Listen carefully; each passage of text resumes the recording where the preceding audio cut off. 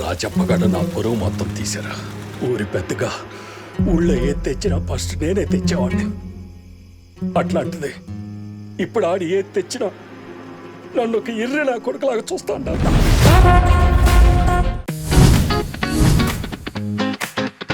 Cinema summer మనాహలో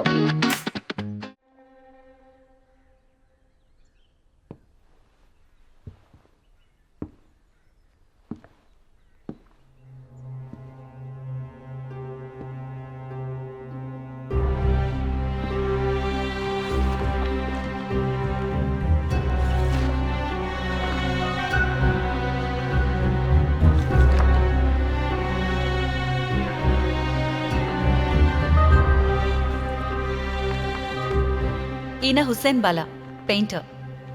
నేను రావటం చూసినట్టున్నారు. దారిలో ఎక్కడ కనపడలేదే. చాటుగా ఉండి గీశారా? ఈయనెవరితోనూ మాట్లాడారు సార్. ఇక్కడికొచ్చి 4 ఏళ్లైంది. బయటకెక్కడికి వెళ్ళలేదు. ఈయనలో ఒక గొప్ప టాలెంట్ ఉంది. జరగబోయే సంఘటనల్ని ముందే ఊహించి బొమ్మలు వేస్తుంటారు. దీన్ని నిన్నే వేశారు.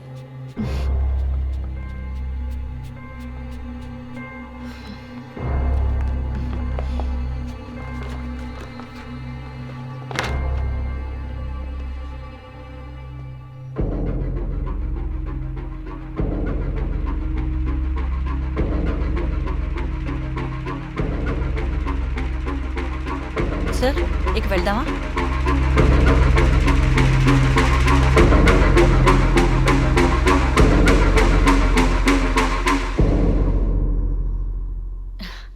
ఇప్పటికైనా అర్థమైందా సార్?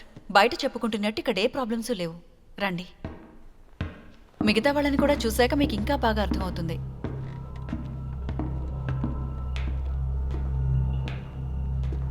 సార్, తిరువనంతపురంలో ఎక్కడుంటారు? ఎందుకంటే మా అమ్మమ్మ ఇల్లు కూడా అక్కడే ఉంది. ఆవిడ పేరు చెప్తే మీకు తెలుస్తుంది. మీకు చెప్పిన పని మాత్రం చేయండి. అండర్స్టూడ్? సారీ, రండి.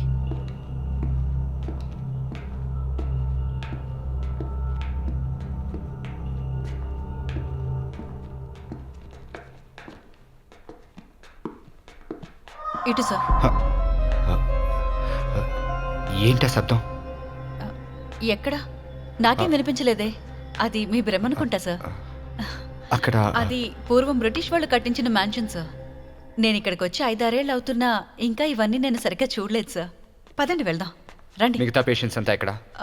రండి సార్, నేను వాళ్ళందరినీ హాల్లోకి తీసుకొస్తాను.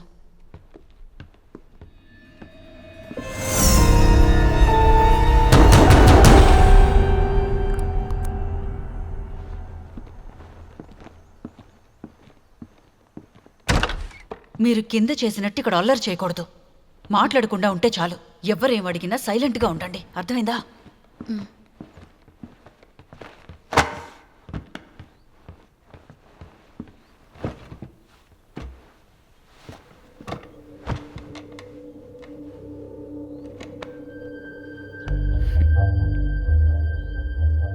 ఇక్కడ మీకు ఏ ప్రాబ్లం ఉన్నా నాతో ధైర్యంగా చెప్పండి.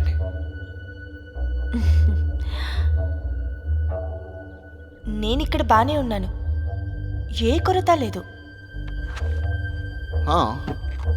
This place is better than paradise.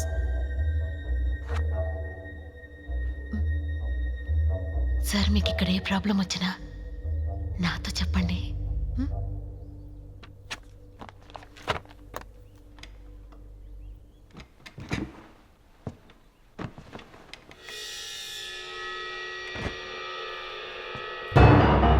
మీ తలకేంటా గాయం?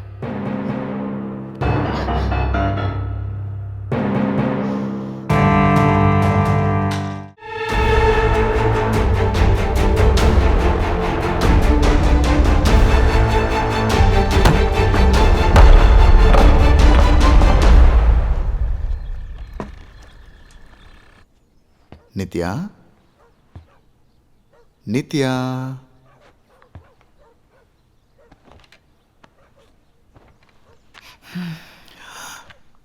నేను చెప్పబట్టే నిన్ను ఇక్కడికి తీసుకొచ్చారు.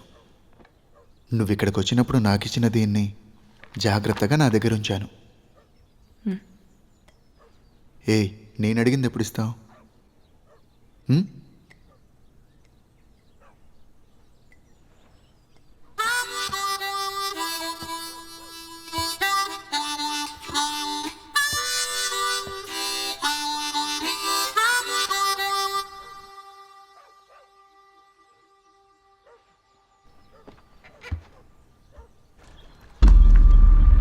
అప్పుడే నాకు అనిపించేది నా కూతుర్ని నాకంటే బాగా అర్థం చేసుకోగలిగేవాడు వాడేనని.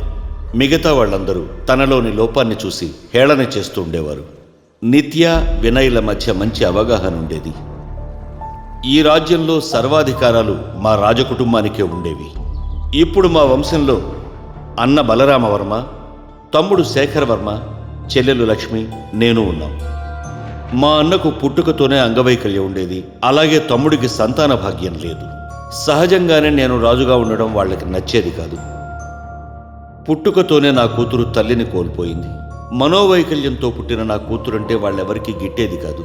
నా కూతురు పిచ్చిదని ఇంట్లో నుంచి పంపించేయమని మా అన్న, తమ్ముడు ఇద్దరు నిర్బంధించేవారు. వాళ్ల మాటల్ని పట్టించుకోకుండా నా కూతుర్ని నేను నా దగ్గరే ఉంచుకున్నాను. ఈ విషయంలో నాకు అండగా నిలిచింది నా చెల్లెలు లక్ష్మి, తన కొడుకు వినయ్. నా శ్రమంతా బూడిదలో పోసిన పన్నీరవుతుందేమోనని భయపడుతున్న సమయంలో అనుకోకుండా నేనొకటి గమనించాను.